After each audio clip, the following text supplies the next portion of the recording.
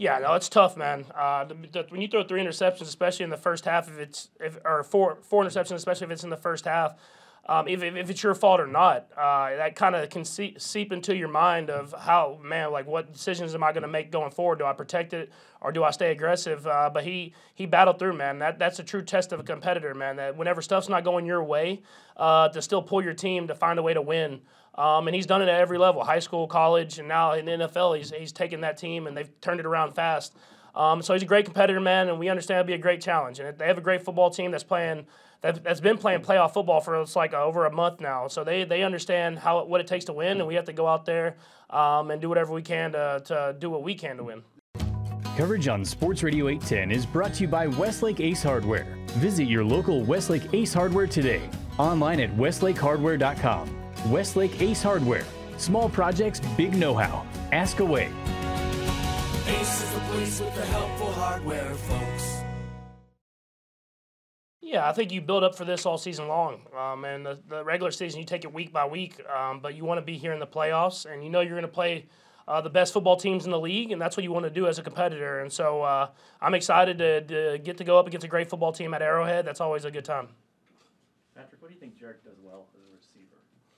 Yeah, I mean, he just knows how to be in the right spot. I think that's the biggest thing. He has a good sense of the quarterback timing, when to be in there for protection reasons and when to get out. And then whenever he's hot, he always has his eyes around and he's ready to catch the ball. And then he makes special plays when he gets the catch. He seems like he can get in the end zone almost every single time. So he's a vet and a guy that knows what to do whenever he catches the football. The Jaguars really laid the wood to you guys with the one illegal hit on Juju, but then they made some other big hits. Are they a physical defense that does that typically, or was that out of character, or is that the way they're going to play it?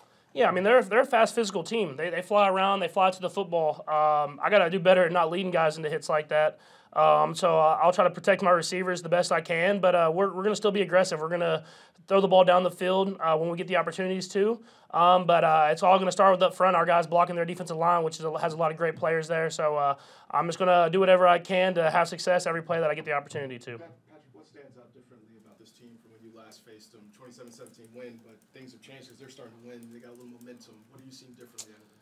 Yeah, I mean, I think the only difference is they might just have a little bit more confidence just because they're winning football games right now. But they're a talented team. I knew that the first time we played them. You could see the talent that they had. They were flying around to the football. They made a few mistakes here and there, and that's why we kind of got the win the first time. But we understand how good this football team is and how much of a challenge it's going to be for us to go out there and try to find a way to get a win. And so we're trying to prepare ourselves the best way possible that we can find a way to win it there on Saturday. How impressed were you with Lawrence having the 4 interceptions but being able to bounce back and have the kind of second half that he did as a young quarterback? Yeah, no, it's tough, man. When you throw 3 interceptions, especially in the first half, or four interceptions, especially if it's in the first half, if it's your fault or not, that kind of can seep into your mind of how, man, like what decisions am I going to make going forward? Do I protect it or do I stay aggressive? But he battled through, man. That's a true test of a competitor, man. That whenever stuff's not going your way, to still pull your team to find a way to win. And he's done it at every level, high school, college, and now in the NFL, he's taken that team and they've turned it around fast. So he's a great competitor, man, and we understand it'll be a great challenge. And they have a great football team that's been playing playoff football for over a month now. So they understand what it takes to win, and we have to go out there and do whatever we can to do what we can to win. This will be Trevor's second playoff game, obviously. As you think back to 18 when you had the Colts and the Patriots, what are the challenges for a quarterback when they're entering their first playoff run? Yeah, probably just controlling emotions. I mean, you win a big game, your first playoff game. You can't be satisfied. I think that's the biggest thing. And so, yeah, I mean, other than that, it's just football. You have to just come back and play the next week and find a way to win that next one. Given where you are in your career and obviously the experience you do have in the postseason, how much do you sort of carve out time to sort of plan or anticipate things that might be unscouted because it's a rematch, because you're going to see obviously maybe new things in the postseason? How much time do you sort of carve out for something where it may not be on film, but you're still trying to anticipate if it might be presented to you? I think I've done a better job of that this year, just in general, just because I've played so many teams multiple times now. You have to know where the defense coordinators came from. Caldwell came from Tampa Bay, where in the first game they played us one way, and the second game they played us a different way. And they've kind of always had different game plans, and he's a great defense coordinator who does a lot of different stuff. So you have to prepare for what they did against us the first time, but also with that in the back of your mind that they might change it all the way up, and you have to have answers for that as well. And so I think that's what we have to do as a great offense is have answers for everything, and I'm sure they'll have a good game plan coming in, and we have to execute at a high level to have success. Patrick, you might be getting Clyde Edwards-Helaire and Jody Fortune back. The 21-day window is officially open. As you make this stretch run, what kind of wrinkle does that provide the offense when you could have these two players available if you go to the Super Bowl? Yeah, anytime you get talented players back, man, it helps the whole team, not just the offense, but everybody.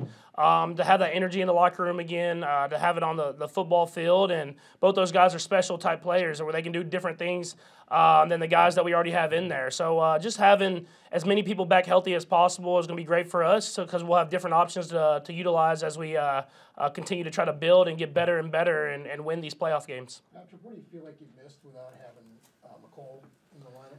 Yeah, I mean, he's got a special type of speed, a special type of speed that he does a great job with if it's jet sweeps or stretching the field vertically, and he's gotten better and better at making those tough catches. So it's we've done a great job of replacing that with other guys, but I mean, having McCall, he's a special type of player, and he's done a lot of great things for this offense. Patrick, you talked about controlling emotions for Trevor. It's been about a year since you've been able to play a playoff game at home. Will you have to control your emotions before this one? What do you think? Yeah, I always do when I play at Arrowhead. I always come out of that tunnel. I'm a little hyped up. So doing a good job of controlling my emotions, focusing on what I need to focus on to have success. It's going to be a big game in a great environment, obviously in Arrowhead, and we're going to have to play our best football. So I got to be that leader that controls my emotions and goes out there and can be calm, but I still have the energy to lead the team. Patrick, Andy had mentioned that you guys had a lot of new cast of characters coming into the season. Now you're entering the postseason where it matters most. What are the conversations like with this new cast of characters that you have to know that the standard here is to win the Super Bowl with these guys? Yeah, I think all the guys understood that whenever they signed with this team is that we want to win the Super Bowl, and if we don't, we feel like it's not where we should be at. And so I think we've built all year. We try to get better and better with the mindset of we wanted to win the Super Bowl, but we can't do it every single day. We have to continue to just get better and better until we get to that point, and you can't look ahead, man. I mean, we have a great team that we're playing this week that's playing great football. And so how can we get better at practice today so that we're better by the end of the week? And I think you have to have that mindset, and I think the guys do, and I think we're in a good spot. Patrick, from a team aspect, what's that mindset transition like from regular season to playoff mode? I think you just have to have a different intensity. And I mean, the speed picks up. Every play matters. You in the regular season, you feel like that, but you might try a little bit more because you know that you can make that mistake and maybe come back from it. But in the playoffs, every single play matters, mistake or positive, and how can you execute at a high level. And if it doesn't happen your way, you have to bounce back quickly. And that's really the only huge difference. And I think our guys have a good understanding of that. Patrick, does your body feel any different having the bye week? Yeah, I mean, you definitely feel, I guess, a little bit more rested. I think it's about how did you manage that bye week? How did you work out? Like, what did you do to keep your body ready? Because, like I said, they've been playing playoff football for a month now, and they've had a big comeback and have a lot of momentum on their side. So how can we match their intensity the moment we step on that field? Have you been watching the playoff games, how close they are? Yeah, I mean, that's the biggest thing with the bye week. I think especially in today's NFL is you get a win because you don't get to play in that bye week. And if you look, I mean, from everyone that was in the playoffs, it seemed like it went down to the wire. Even the San Fran game, I mean, at halftime, Seattle was up. So you get to rest your body, obviously, but you get a win in a sense. And now you have to see what you can do to get that intensity back up and be ready to go against teams that have played in a hard-fought game already. Lawrence celebrated his first playoff win at Waffle House, which is pretty hardcore. Yeah. How did you celebrate your first playoff win? I can't remember exactly. I'm sure I was saying to Brad, I'm sure there was a couple Coors Lights that we're drinking. But yeah, I didn't get Waffle House, man. That's a baller move, man. And so maybe if we win this one, I'll think of somewhere to go that can match that.